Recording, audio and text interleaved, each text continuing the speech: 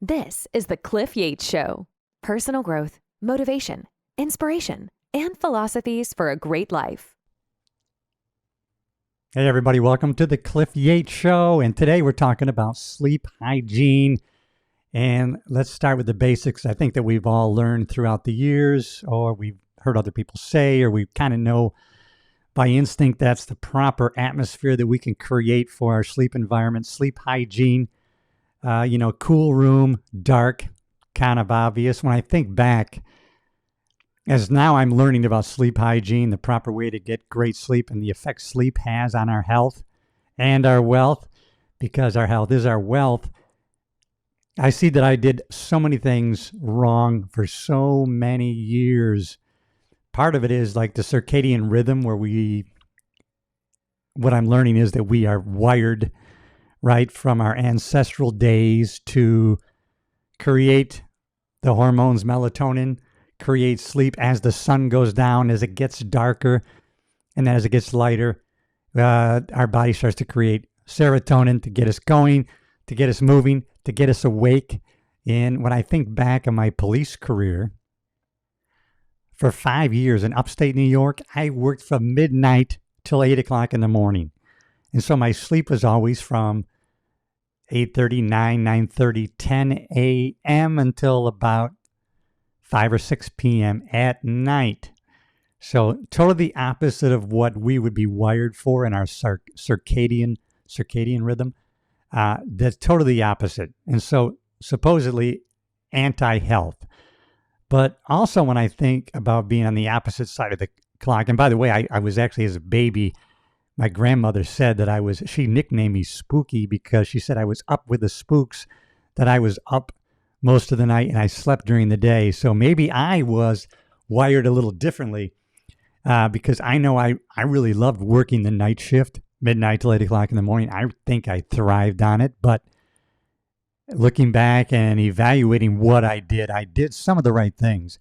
I always tried to be in a dark room and to get regular sleep. And usually the house, when I remember being in upstate, my house was always quiet during the day. So I had a quiet room and I kept it dark. I know at the time I had big, thick blackout curtains. And later, working in Los Angeles, what I did was I actually painted. Some people put foil on their windows. I actually painted my windows black flat paint on the inside of my windows in my bedroom. And on the outside, it just looks like a dark room. Because I lived in a condo complex, and some complexes, they have rules about having foil in your windows, reflecting the light out. So I just painted my windows a flat black. And from the outside, it looks like, it's a darkened room. But of course, man, inside, totally pitch dark. So even though I was working the night, so 5 years in upstate New York, and then probably 10, 12 years working the night shift in Los Angeles, 10 at night till 6 o'clock in the morning, 11 at night till 7 a.m. But I always practice keeping the room dark. So that is one good thing that we can do. So artificially creating darkness, which lets our body produce the melatonin we need to get to sleep. I never had any trouble getting to sleep and sleeping throughout the day. I always got a good 6-7 hours working the night shift. So I think naturally we're in rhythm with nature. As it gets dark, it's great to sleep in the dark when it's night, and that's the healthiest. But some of us during our night shift years, we can't do that. During the daytime, we're trying to sleep. And we can do that by artificially creating that dark. I think that's healthy. And so another thing that I've been reading, and I'm going to read it. I'm going to share with you what I've been learning about sleep hygiene from the Primal Health Coach Institute, and what I've been learning. And I'm going to share that with you because you can always do at least one or two things. One thing that my wife and I have been doing lately that's been really helping us get great sleep is, and we always like it a little bit cool, but I was reading it should be like 66, 68 degrees. And we were at like 73, 74. So we've recently brought it down to 71 degrees at night. So I don't know if maybe I'll try 68, but 71 seems really cool, where we're happy to have covers on us and a blanket. But I don't know, 68 might seem a little too cool. But so right now, 71 for us, and for you, it might be something different. But it's something to try. Try varying your temperature, but always the colder the better is not the best. But 68, 70, I think, is kind of a sweet spot for us sleeping. And also gadgets. I've been guilty sometimes of scrolling through the phone or checking email right as I go to bed at night. And so if I read from the Primal Health Coach Institute, what are some of the things we've been learning? Electronic gadgets, from computers or to televisions to all things digital, they emit blue light. Now, I've heard about this before, blue light. And I know that you can actually get tinted glasses that reduce the amount of blue light that you're getting from your digital items, right? So computers, televisions, all things digital emit blue light, a sustained and vivid hue on the electromagnetic spectrum. The bluer the light, the more intensity it registers on the Kelvin temperature scale. Now, I know about this Kelvin scale because I mess with this when I'm using my DSLR camera. And sometimes when I'm adjusting the light, I go to kelvins and try to get to 3, 4, 5,000 Kelvin is pretty bright. So the Kelvin temperature scale. For instance, candlelight burns at 1800 Kelvin. Incandescent indoor light burns at 3000. So incandescent indoor light, 3000 Kelvin. Ultraviolet sunlight at peak midday intensity burns at 5500 Kelvin. Peak sun during the day, the highest intensity of light is 5500 Kelvin. And the blue light emitted from most computer monitors burns at 6500 Kelvin. So we're already at 1000 Kelvin brighter is our screens on our computers and or televisions. Such high levels cause a spike in cortisol. So we know cortisol is a stress hormone, which is okay to have cortisol at brief intensity or brief periods, but a chronic influx of cortisol to our bloodstream and our body is no good. Cortisol inhibits sleep. So we don't want to be, the time that we don't want to have cortisol rising in our system is right before we go to bed. So cortisol inhibits sleep, encourages sugar cravings. So we tend to get hungry watching the things on our computers, our tablets, and our TV. It elevates ghrelin. Ghrelin is that secretion which stimulates hunger. It also increases insulin production. Can you imagine that? Which promotes fat storage while you sleep. So if we're getting too much light on us, right, it's gonna hurt us, and it's gonna make us have the pancreas dump insulin into our system. It's gonna compromise our leptin signaling, which can blunt our satisfaction. Right, we're gonna be hungry. We're gonna want to eat something, and it's also gonna hamper our fat metabolism. So that's one thing I really wasn't aware of, that our lack of sleep or not getting proper sleep is going to hamper our body's ability to metabolize fat. And so if we're unable to burn fat at an efficient rate, or while we're sleeping or prior to sleep, we're going to get fatter, which we don't want. So this is how important sleep is, and sleep hygiene.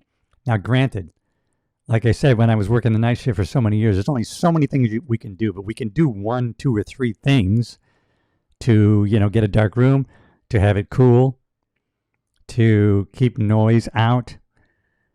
So these hormones get stimulated, and if we start putting those in our system prior to going to sleep, probably not going to get good sleep, and it's going to hamper our ability to metabolize fat, and it's going to put the wrong hormones into our system. Exposure to excessive blue light over the span of a lifetime can cause degenerative eye disease, including cataracts and macular degeneration. Research shows that the accumulation of years of nocturnal blue light exposure can also increase one's risk of developing certain cancers. So what we need to do is try to limit these things if we can. Exposure to blue light after sunset is the number one way we modern humans can disrupt our circadian rhythms and fail to live in accordance with our genes. Honor your circadian rhythm and minimize your light exposure, especially blue light exposure when darkness falls. Low temperature light that falls in the red, orange, yellow spectrum, such as candlelight or firelight, does not negatively affect melatonin production. This type of light actually facilitates the relaxation of the central nervous system. And I think that's probably from our ancestral programming of our genes, because at night we would be around the firelight. We would be around the campfire prior to going to sleep. So that orange, yellow, reddish light can actually trigger us to start to produce melatonin, which can quiet us down. So we'd be around the campfire, feeling the heat and the orange-yellow light, and we would tell stories. So that's why it says it's okay. Somewhere in here it says it's okay to read a distracting book that can help us go to sleep, right? Low light. So it says, don't forget to use your yellow tinted glasses to cut down the blue light exposure. I'm going to get some of those and see how that works. So we can get some yellow tinted glasses to cut down the blue light exposure. Turn on night mode on all your devices. I try to do that at night on my phone because sometimes I'll listen to a podcast, a relaxing audio book, and while I'm setting that up, I go to the dark mode on my iPhone, which darkens everything so that we're not disrupting the production of our melatonin by all of a sudden a big bright white light. So turn on light mode on all your devices, and I have a dark mode on my Kindle Scribe that actually goes dark, and it's kind of the letters are dim white with a black background. Let's see, okay, adjust the color temperature, like brightness, but not quite the same. Let's see, our computer display, we can synchronize this with ambient light in your environment so that as it gets lighter, we can have our computer light kind of automatically sink down. If you're working during the time sunset occurs at your latitude, you will notice your computer screen automatically change to a more mellow, pink-tinted hue at sunset. So let's go bed and wake times, which we've been doing pretty good lately. I'm no longer, although I used to like being up late. I like being up till 2, 3, 4 in the morning, going to bed. But lately I've been going along with what I've been learning here is proper for your health and wealth, specifically for your primal health. We've been getting to bed early, not real early, but we've been getting to bed 10:30, around 10:30 basically every night. And so I sleep around 11:30. So minimize central nervous system stimulation in the hours before bed for a smooth transition to sleep. Create relaxing habits such as getting in with a good fiction book in a darkened room. So avoid reading work-related material or getting riled up by the news or social media when you should be winding down. Writing down the day's activities or any thoughts in a journal can help the brain decompress before bed. Now, I've been doing that. So I like to, what's one of the philosophers said, a life that is not, an unexamined life is not worth living. So I like at the end of the day going through, what did I do good today? What did I get done today? What did I not do good and I can correct tomorrow? So I've been reviewing the day at the end of the night, and I'm glad because it says here that's what we should do, that will calm us down. And I like it says read a good fiction book because I have on occasion listened to a news podcast, and it has riled me up. And a couple of times I've noticed my emotions were affected by this podcast so that I actually got riled up in the bed while I'm trying to go to sleep. So what you are listening to, we listen to something when we go to bed. So what you're listening to, if you choose to put on something audio to distract yourself so your thoughts aren't running through your brain, so what you're listening to can have a big effect on reducing, increasing your ability to get to sleep. So loud, it says here to loud jarring alarms disrupt your natural sleep cycles and lead to sleep deprivation. If you must, use an alarm after rising to nature sounds rather than a blaring beep. So, we've now we're solopreneurs or we're retired from our past jobs so that we can dictate when we get up and when we go to sleep. No longer need the alarm 99.9% of the time. So we're getting up with the light. I read a book called The 5 a.m. Club, which I really like, but that has you getting up way prior to the sunrise. And here I'm learning it's better to rise with the light, because the light is going to switch off the melatonin, the sleep hormone, and it's going to start kicking in the serotonin and to get you going for the day. Create a sleep sanctuary. So I think we have that, right? We live on the beach. So and one time I started to put on some relaxing ocean sounds in my headphones, and I realized, why am I doing that? If I just turn it off, I can hear the ocean right outside my bedroom. And so our sanctuary is actually our bedroom, because I feel the rhythm. Well, actually, I hear the rhythm of the waves, which makes me feel it. And I actually feel my heart kind of and my breathing kind of get in sync with the rhythm of the waves. And that helps in getting to sleep. So that can be part of your sleep sanctuary. If you don't have the ocean outside your window, listen, put it on your earphones, or just put it on ambient noise. Put the timer on. I put the timer on, and that really helps me know when I listen to a good audiobook that relaxes me. I put the sleep timer on. So lately I've noticed I've been really good at never getting to that timer. I never get to where it switches off. I'm asleep prior to that happening. So I know I'm getting to sleep in less than an hour, which is really good for me. That means I'm getting those. And what I'm trying to do is get to some of these habits pre-sleep time. Although we do watch television up until we go to bed, that's probably not the best, but you do the best you can. If you have these things in mind, you know really how to create a great sleep environment. Melatonin. I've been talking about melatonin, and other sleep hormones require complete darkness to work their magic. It's important to keep your bedroom completely dark with heavy drapes, blackout curtains, or room darkening blinds. Or as I did, I painted my windows black when I was working my police job on the night shift. If you have a partner who is still using light, it's kind of nice to have those sleep masks. And I have one that has a nice reservoir, a space between the mask and my eyes. So actually I can open my eyes without my eyelashes hitting it, and it's completely black.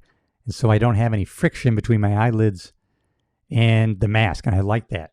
And so, if your partner is reading and they're going through their phone maybe, and you're ready to go down, put that sleep mask on. One study showed that flashing it, and it said not just on your eyes. This was weird. They did a study that showed flashing a beam of light on the back of the knee can disrupt the melatonin release. So the light doesn't even have to be on your face. So that's one reason, if someone has a light on in the room, get that sleep mask on, because they have studies that show just putting the light on your body.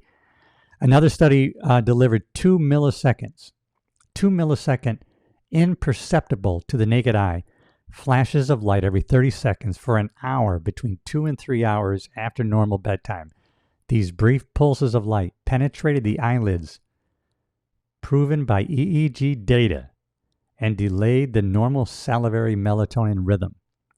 When you sleep in a calm, quiet, totally dark sanctuary and get in great sync with your circadian rhythm, you will naturally awaken near sunrise, even if you're sleeping in a very dark room. Isn't that great? Now, food and drink, this has been one of the ones that I violate. And opinions vary about whether eating before bed. Now, I've been pretty consistent on my, it's not a fast, but I've been very consistent on my constricted eating time. So 5 days a week, sometimes 7, because I get in the habit of doing it. I'm able to restrict my eating window down to 16 hours. So, down to 8 hours. So I eat between 12 and 8 p.m. Then from 8 p.m. until noon, I don't eat any carbs. I don't want to say I don't eat. I don't eat, but I do consume coffee in the morning with some heavy cream, which is fat, not a carbohydrate, so it does not cause you to produce insulin, but it does technically break your fast because you're consuming some calories, although they're fat. So, and I've been able to do that very easily, but at the same time, I'm trying to put on muscle size. And so I sometimes restrict me doing that only 4 or 5 days because I want to, at least 3 days a week, I like to increase my eating window so I can get more protein grams in, which will help me put on some muscle weight. Let's see, perhaps the best idea for a pre-sleep ritual is to enjoy a cup of herbal tea. Maybe I'm going to try that because I actually, sometimes late at night, I'll have a cup of coffee, which I try to say doesn't affect my sleep, but sometimes I know it does. So maybe I'll try a good cup of herbal tea with or without a spoonful of honey. The adage to consume L-tryptophan-rich foods such as nuts, eggs, cheese, or meat before bedtime to induce melatonin release may have some scientific validity, but it's certainly not a necessary component of healthy sleep habits. A glass of red wine earlier in the evening is not objectionable good, because I pretty frequently have 1 glass of wine, sometimes 2, 2.5 to 3 hours before I go to bed. So I won't have it right before I go to bed, but between 6 and 8 p.m. before I stop my eating for the day, I'll have a glass, sometimes 2, of red wine. I'm pretty good at not having 2. Although sometimes earlier, I'll have a glass of whiskey. And I've gone to whiskey because there's no calories and or sugar. Okay, now sleep cycles. The brain is still active during sleep, but it responds to a multitude of internal stimuli. In contrast to the external stimuli, it processes when we are awake. Throughout the night, the brain cycles through various sleep stages. Stage N1 marks your transition to sleep. During these first 5 minutes, your eyes move slowly under the eyelids. Muscle activity slows down and you can be easily awakened.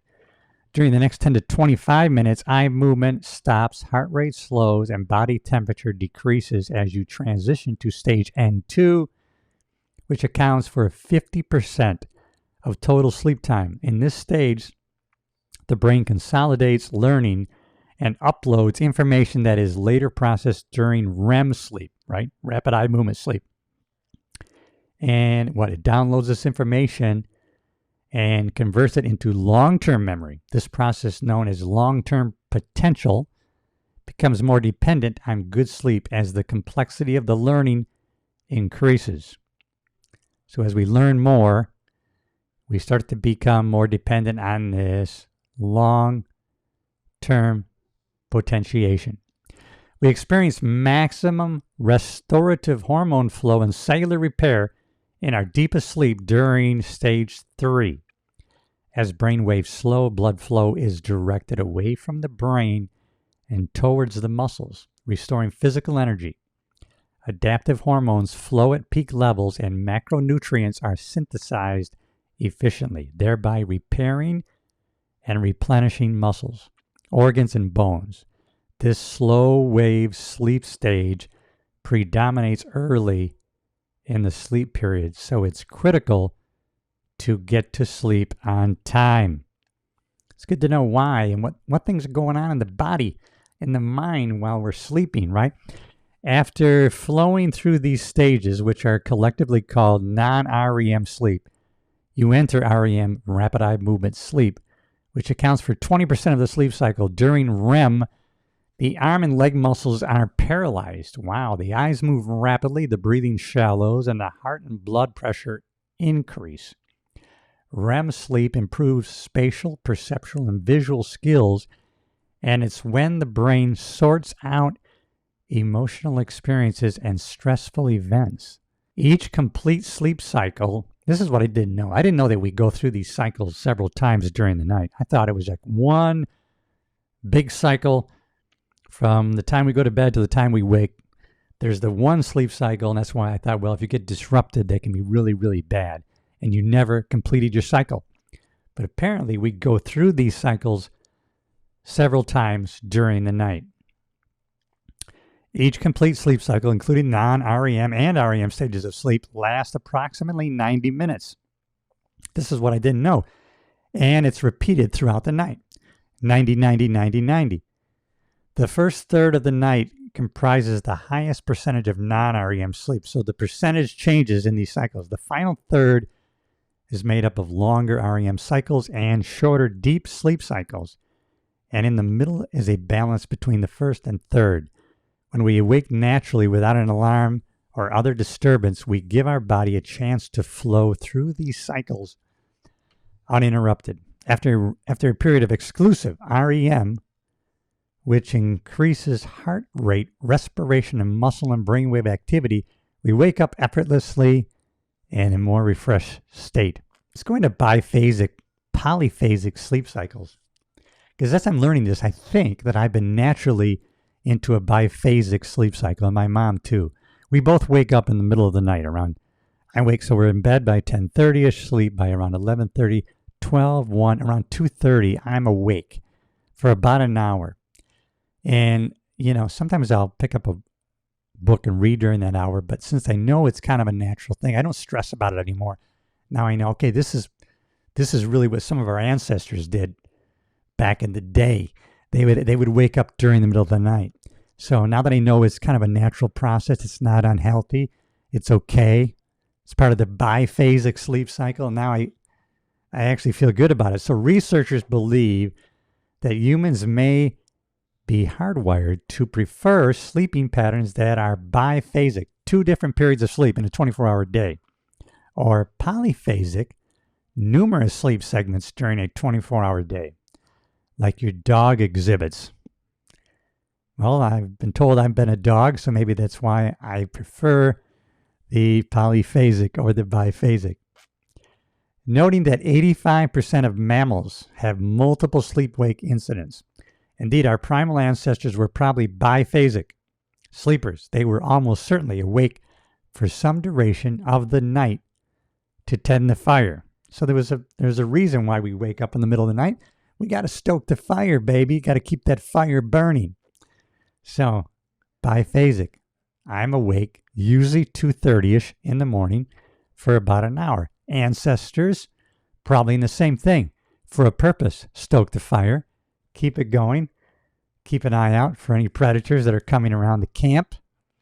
They were almost certainly awake for some duration of the night to tend to the fire, care for the young ones, or keep watch for danger.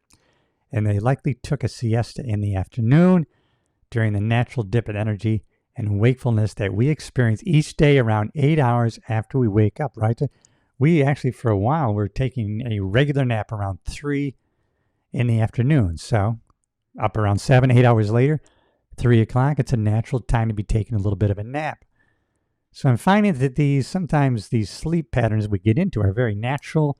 We've been programmed to do this. Our ancestors were in this sleep phase as I know I am.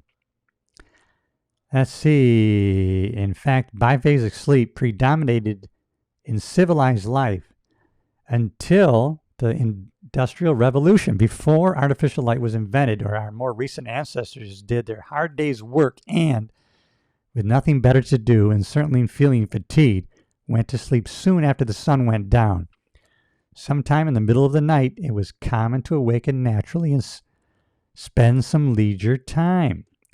The only free time they might experience in their hard scrabble existence in feudal societies, as detailed by historian Roger E. Kirch in his book At Day's Close. Night in times past, our pre-industrial ancestors might have engaged in midnight sex, prayer, writing, interpreting dreams, visiting neighbors, or smoking tobacco. The unscrupulous might have even engaged in petty crime. Now, you and I, we are not unscrupulous exhaustive review of over 500 historical documents validates that these nighttime wakeful periods were commonplace. They lasted 1 to 2 hours, which is what I usually do if I get up 2:30ish. Lately, I've been trying not to read just because I'm thinking, well, even though I have my Kindle on night mode, that light might spark me to start creating serotonin and downplay the melatonin. I've been trying to and I've been going right back to sleep within about 45 minutes to an hour. Erkrich's exhaustive review of 500 historical documents validates that these nighttime wakeful periods were commonplace. They lasted 1 to 2 hours, after which people would go back to sleep until they rose naturally at sunrise. Pretty cool, right? To kind of know some of these things that happen to us while we're sleeping maybe have been programmed ancestrally through billions of years of how we were programmed. Similarly, sometimes I can't talk, social and economic customs in many industrialized nations implicitly discourage afternoon siestas, but they do not discourage them in places like Spain and Italy. When we went to Spain, it was very common for even the businesses to be closed from 1 to 3 siesta time. The businesses, I think in Spain, it was like 85% were closed from 1 to 3 siesta time. These businesses were closed. Italy, the same kind of thing. Now, the difference in Italy is, man, their dinners were late at night, 9, 10 o'clock at night. And so they wouldn't be going to bed till 11, 12. And so probably sleeping later into the day. So they definitely were not on the circadian rhythm. But definitely they were into the mode of taking afternoon naps.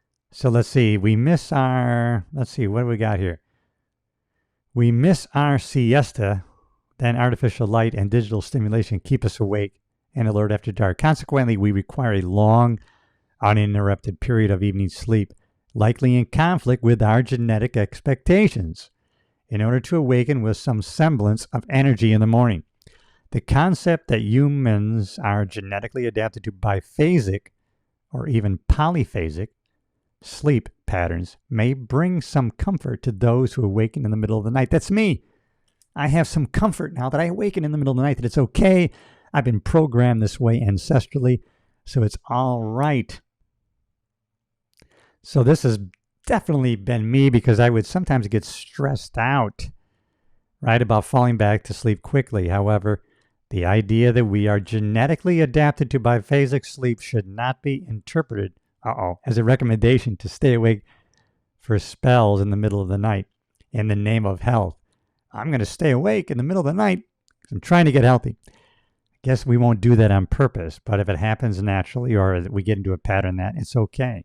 And for me, it's been around 45 minutes to an hour almost every night, 2:30 to 3:30ish, and I've been going back to sleep pretty normally without any stress.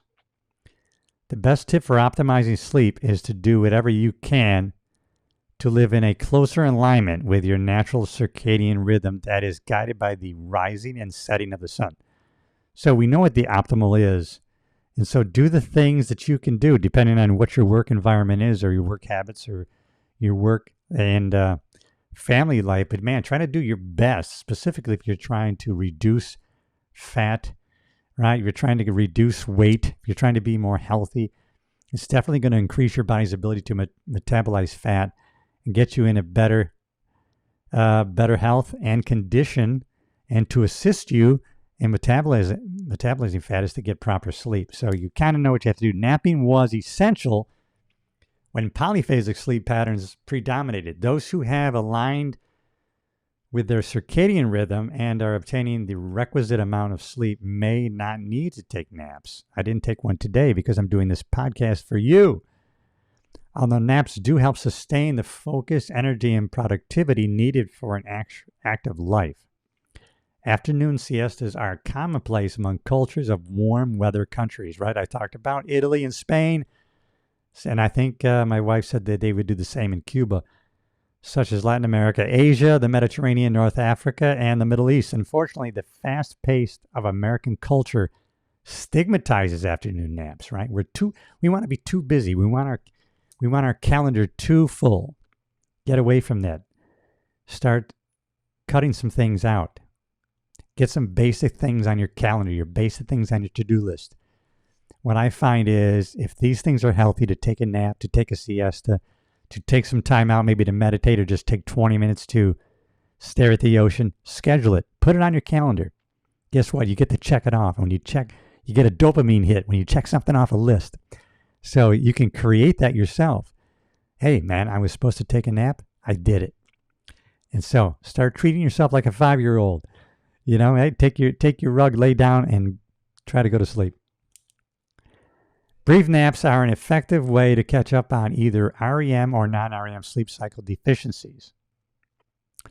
Dr. Sarah Mednick's book, Take a Nap. Sarah Mednick book, Take a Nap. I want to look that up. Change Your Life details. Dr. Sarah Mednick's book, Take a Nap. Change Your Life details how napping helps you catch up on whatever type of sleep you might be deficient in due to recent imperfections in your nighttime sleep patterns. In general, napping earlier in the day might help you catch up on REM sleep, which you could need if you awaken earlier than normal in the morning. So then maybe it's okay. So that would be okay then if I go back on the 5 a.m. club where I'm beating the sunrise, getting myself up. That way, I'm going to be able to catch up on my REM sleep by taking a nap in the afternoon. It's going to be a win-win. I'm going to get back to my 5 a.m. club, getting more done during the day, but I'm also going to be able to take my nap in the afternoon, which will catch me up on my REM sleep. After a REM refreshing nap, you'll feel peppy and sharp right when you awaken. Napping later in the day for longer periods of time